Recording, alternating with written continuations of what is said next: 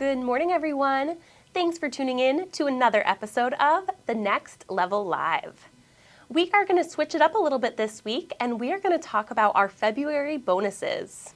In February, we awarded 540 agents with bonuses. The total first-time qualifiers came out to 102 agents. Great work to you all. The total bonus amount that we paid out came to $754,900. The total amount in leads given came to $187,600. We love to see it. Keep up the great work, everyone. We're always happy to celebrate your success and hard work through these bonuses. We do have some agents to shout out today, as always.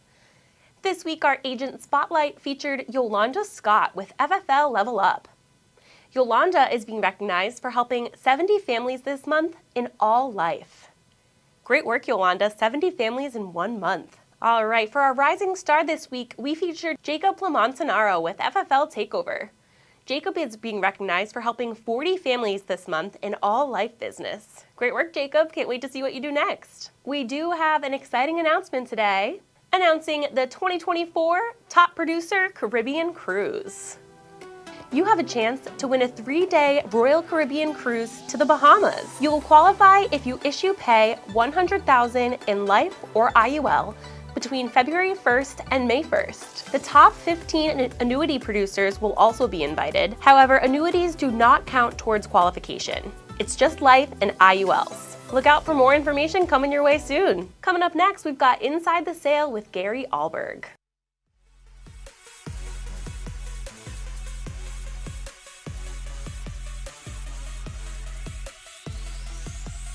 Welcome to the Next Level Live. Got my man Gary Ahlberg with us. What's up, Gary? Not much. Thank you for having me. Absolutely. Thanks for coming in. Thank you. We're going to talk about some sales stuff since we are on the Next Level Live. It's funny, last time we talked, you were not predominant, you were only in home. You were meeting with clients 100%. in the home, right? Yep. You were kind of like the last warrior out there, like the last of the Mohegans, I guess. Yeah. But you've now transitioned into, would you say it's a hybrid approach? It's more hybrid. Yep. Start kind of like it's probably more or less like a 70-30, Okay. 80-20 right now. Virtual, 80 virtual, 20% in home. Got it. So I want to talk about it, because there's some people that are doing that. Some people are 50-50. There are some that are still in home, and there's some that are 100% virtual, right? And I really want to kind of go through your hybrid approach and why you're going in the home 30% of the time or 20-30% of the time. Is it a different lead type? Is it a different area? What works better virtual for you? But before we even do that, why were you one of the last adapters to virtual? I think I just like the in-home a lot. Yeah. Like realistically, if I could do more, if there's more time in the day to do in-home, I'd probably still be doing it if I could be more productive with it. Yep. I think virtual is just more or less trying to get in front of more people, talk to more people, help more clients. Yeah. And I think it's a little more efficient if you get more efficient with your time with it. So. What do you like about the in-home so much? I like meeting these people, Yeah. kind of seeing their circumstance. It gets me out of sitting behind a desk. I love going into a house, sitting down with people. Yeah. They know it's real. I think it's Right. a lot easier. Yeah. Right. And I think that's how I kind of started, was building the structure, doing it in home. So. Yeah, absolutely. It's funny. I sold insurance years ago, right? I've not been in the home for years, but the one thing I miss is that sitting down and talking to them. Yeah. Like the dial and all. I mean, it's a grind. But if I don't miss dialing all day long. I'm not gonna lie. I was good. I enjoyed it, but I miss the one-on-one connection, getting to know people, and problem solving. Right. Yeah. It's just what we do essentially. We find the problem, we solve it. Right. Yeah. But you're now, like you said, 70-80% virtual. How are you deciding when to go in the home? Is it a certain lead type that you'd rather run in the home, or? So I still get a bunch of leads in as far as like mailers, and I also get a lot of like aged mailers on the ILC. Yeah. Too. So a lot of my stuff too. The best part about the mailers too is that they hand wrote it. Yeah. So if they don't answer, right, or they give me any sort of objection, you can go right to the house. They can't deny that they hand wrote it. Right. Right. I always tell people, and they're like, I didn't fill that out. I said, well, did someone grab it out of your mailbox, hand wrote it, Exactly. know all your info, your age, and then put it back in your mailbox and mail it back? I don't think so. Right. So there's no denying it. Yeah. As far as those go.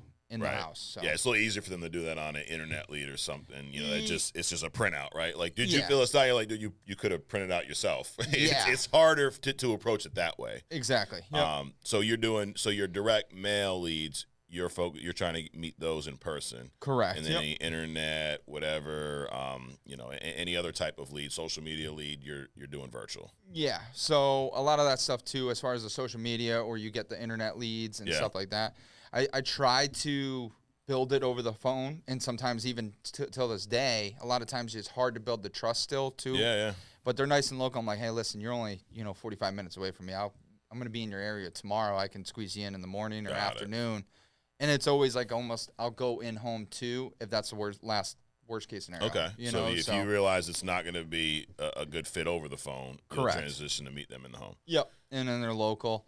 A lot of it too, I think on the phone is you got to be a lot more with the why. Like definitely, I like to repeat myself on the why. Like, okay, so the circumstance of why we're getting this information, and I always use names instead of like spouse or wife because it makes it more real. Yeah. So a lot of the times too, I'll always repeat the situation of the why probably 2-3 times just so it embeds in their head and they kind of envision it a lot more. Got it. So that's one of the biggest differences between in-home and virtual? Yeah, it's definitely. I think in-home too, a lot of it is they know you're real because I'm sitting there, right? And they know I probably don't look like a weirdo or something. Yeah. I'm nutty, but whatever. No, you don't look like a weirdo, Gary.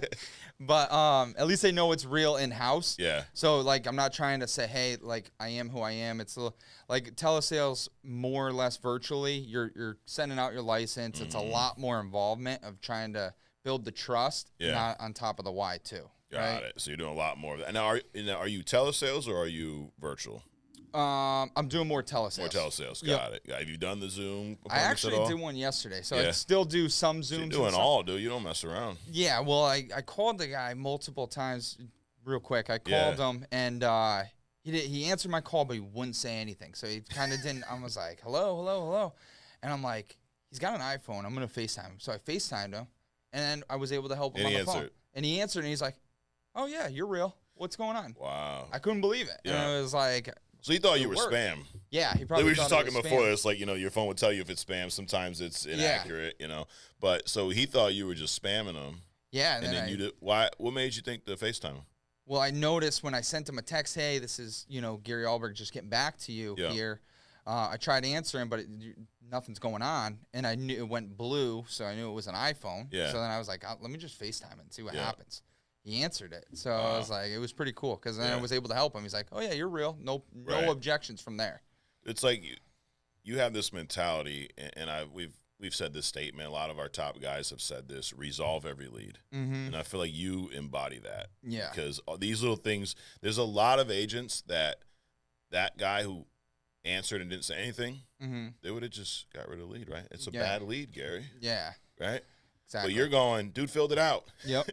Regardless of whatever he said, didn't say in this instance. Yeah. Maybe he hung up on, you've had that happen, right? Hey, hello, they hang up right away. All the time, yep. But you're still in the back of your mind going, do they fill this out? Yeah. They want life insurance. I think a lot of it is mindset, right? So when you call these, a lot of times at the beginning, it feels like you're almost bothering them. But I'm like, hey, you requested this info.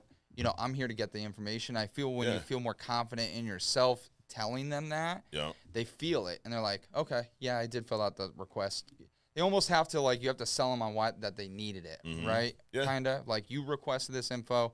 I didn't find a phone book and then just pick your name out of it and call you. Right. Right? And know all this stuff. Absolutely. So I'm like, hey, I'm just getting back to you. And then they almost kind of transition in saying, oh, yeah, I do remember filling that out. This is so-and-so. And they open up a little bit. Yeah. You're almost kind of breaking that wall down at the beginning. Right. How big is the tone in all this, right? Because it's like you could say it one way, and it's nice, it's chill, or you could say it another way where you're almost annoyed and well, you to fill this out. Then it gets into an argument, and then it's a lose-lose, right? How key is that for you? So a lot of it too, I just keep a monotone, and a lot of times when they give me an objection, like, oh, I'm all set, I'm all good to go. They want me to react to it, right? So my biggest thing is oh, no, I'm all set. I don't know why you're calling me. Stop bugging me. I'm like, oh, perfect. So that's the reason why, you don't react to it. And then they're kind of they want you to react. Yeah. So if you just keep a monotone, I'm just like, perfect, awesome. So when you had requested this info, you were kind of looking for information and just turn it around, right? Because they want me to react to it and yell back, so then they got a reason to hang up. It's like you have 4-month-old now, right? They don't throw tantrums yet at 4. No. But they will at some point. There will be a day where your son throws a tantrum. He gets fussy, though. Yes. And I'm sure you've seen this in public, right? Yeah. Kids throwing a tantrum, and there's 2 ways to handle it. You got the parent that goes over there calmly. Now, I'm not preaching because that usually is not me. But they go over there calmly, like, hey, they pick them, they remove them from the situation, and you see, like, it's like magic. Like, they calm the kid down, right? Yeah. But then 9 times out of 10, what normally happens is kid throws a tantrum. What does the parent start doing? Yeah. Yelling, screaming, right? Screaming, yeah. And then what does the kid do? They go from here to here. Yes. Right? Yep. And it's like, they're looking for a fight. Now, they're toddlers. They're kids. Yeah. Right? But once you give it to them, it escalates. Yep. Clients are the same way. That's they're it. looking for the fight. To your point, they're throwing shit out there at you. Yeah, they're looking for you to react. Exactly. They want you to. You know, Right. They're not doing it because that's how they really feel. We're all taught not to be sold. Yeah. Right? Yep. Like, did you buy that hat at the store or did you order online? I actually got it for my birthday, but Did it you was really? bought online. Okay. It was bought online. Well, but let's say you go in a store. You've been in store shopping. Yeah. Right? Oh, yeah, definitely. Someone usually asks you, "Can I help you?" Yeah. You're looking for something. I'm all set. You're all set. Yeah. Dude, you're not all set. You're looking for something. You're usually looking for something pretty specific. Yep. Right? Exactly. Like, I'm looking for a black shirt to go with these shoes, whatever it is, you Yeah. know. And if you were to say, hey, I'm actually looking for an all black T-shirt, you know, I'm a Yeah. large. Yeah. You've been in and out the store like this. Yeah. He would quick. Instead, we waddle around the store like, where's this? You need Yeah. help? No, I'm all set. As Yeah. you're searching and shit, right? Yeah. Clients are the same way. It was like that at Home Depot. I was like, the other day, I'm like, oh, you all set? Yeah, no, I'm good to go. I'm good. And I'm looking, and half hour later, I'm like, okay, I can't find this. Right. I gotta ask somebody, you know. So Yeah, if you would have asked, you'd been out the store in like 5 minutes. Yeah, you know? exactly. But the clients are the same way, dude. They're not just looking. They're not all set. They aren't just looking for information. Yep. But you got to bring them back to that moment as to why they fill this out, which you understand. yeah, You know, exactly. and where did you always have that mentality that resolve all leads? It was always at the beginning. I didn't do it as well as I probably do now. Yeah. Because a lot of leads, like especially like in the house, I'm always like, okay, tell me no on the phone, tell me no to my face, right? Yep. If you only give me one of those, I didn't resolve the lead. Right. So a lot of it too, and it was easier with the mailers because they hand wrote it, Yeah. and you would get a lot of people too that just don't answer the phone. Sure. You know, so especially if they're local and you're doing it in home, it's a lot easier to resolve the leads. Right. And I think as far as the virtual side of it goes, I think a lot of it too is just always you text them, whatever form you can. Leave them a voicemail, you know, call them 3 times in a row. That guy, he answered on the fourth ring. Yeah. 4th time me calling him. He wasn't aggravated. I Right. think a lot of people too, when they call people, you know, multiple times, you're just proving that you're a real person. Absolutely. You know, versus only calling them once and that was it. Because they're probably not going to call on the first dial if they don't know the number. Right. You know, so I've never had anyone go, you call me this many times. No. They act like they didn't ignore it. Like they're just as uncomfortable as you are. Yeah, They're acting exactly. like they didn't ignore you 3 times in a row. Yeah, exactly. Yeah. You know? And a lot of it too, they pick up on the 3rd time. And a lot of them are just like, "Hello." I'm Yeah. like, yeah, this is Gary. Like just nothing came happened. back." And you're Yeah. scratching like, dude, why'd you just ignore me 3 times in a row if you're Yeah, just I going know. to call like, oh, yeah, no, I remember that. You're Yeah. like, what the hell's wrong with you? Yeah, I know. So, and a lot of times, and two, plus if they do, you get those one person that's like, oh, you know, you called me 3 times, you didn't leave a voicemail. I'm like, yeah, I was just trying to get this information to you. You know, I'm a real person. I'm not like a spam. I'm not a robot. So I'm actually trying to get you the information. And a lot of times they blow past it, and that's it. Absolutely. But to your point, what you said earlier, you don't react. It's like they Yeah. could be screaming, who is this? It's me, Gary. I was just getting back to you. Yeah. You filled this thing out not too long. You got your name on it. Like, Yeah. dude, I remember describing there. I didn't fill it out. I'm like, really, dude? You signed it with like a big old G, and then there's like a scribble, and then a big. Is that how? Yeah, that's how I saw. Okay, it's handwritten. Dude. Yeah. And nowadays, I mean, you just send them a picture of it. Yeah. Oh, do you do that? Yeah, I'll send them a picture. If they don't answer me, a lot of times too, I knock on the door. If I leave a sticky note on their door, if they're not there and they don't call me back, I usually just send them a picture, text it to them. Yeah. I'm like, yeah, that's me. I'm Right. like, okay, I'm just here to get you the info. When do you have time to talk? Yeah. Oh, give me a call now. Absolutely. Right? So It's like you can't take anything they do personal. exactly. Because if you do, you're going to think, oh, they're ignoring me. They don't, like, no, dude, I said this before. If they filled out a form with us, they've probably filled out a dozen different things. Yeah. For whatever. People that fill out forms. They don't just fill out insurance forms. Exactly. You know, so they're probably getting hounded by everyone and their brother. Yeah. But to your point, everyone else sounds like a telemarketer. Exactly. We don't sound like that. No. So the minute you talk to them, it's like a complete switch. Exactly. Yep. And then they know, and then you kind of go over the information with them, and it's like, hey, they're like, oh, yeah, I did. Yeah, I did. It kind of like sparks in their brain once you start going over the info and kind of just reassuring them. So. So you've hit Hall of Fame past 2 years. Would you say you were predominantly in-home both of those years? Yeah, I would say it's mostly in-home. Yeah, so this year will be the first time that you're going to edit where you're predominantly telesales. Virtual. Telesale. Yep. What's the biggest change you had to make to get to the point where you feel like you're efficient in telesales? I think a lot of it too is I block out times, right, and especially make sure you get to the office at 8, 9 o'clock in the morning. Like it's got to be there, you know.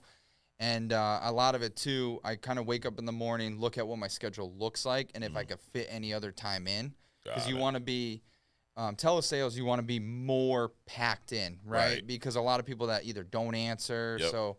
You definitely need a lot more goes at it, right, to really be successful. I like kind of not really cold. It's not cold calling, but I'm calling the leads, people that either didn't reach out to me, like book an appointment, or they didn't shoot me a text because we have like an automated system too that kind of reaches out. Okay. So if they show no sign of life, like reaching back out to us, I'll call them. You still call them. Still call them and either book an appointment or try to help them right then and there. Yeah. So. Yeah, so what's your split there? What percentage of the clients you call cold, you know, are you helping out one-time call or setting an appointment? It's probably more time. I'd probably say it's like 70%. Like I'll be able to help them right then and there. Okay. Right?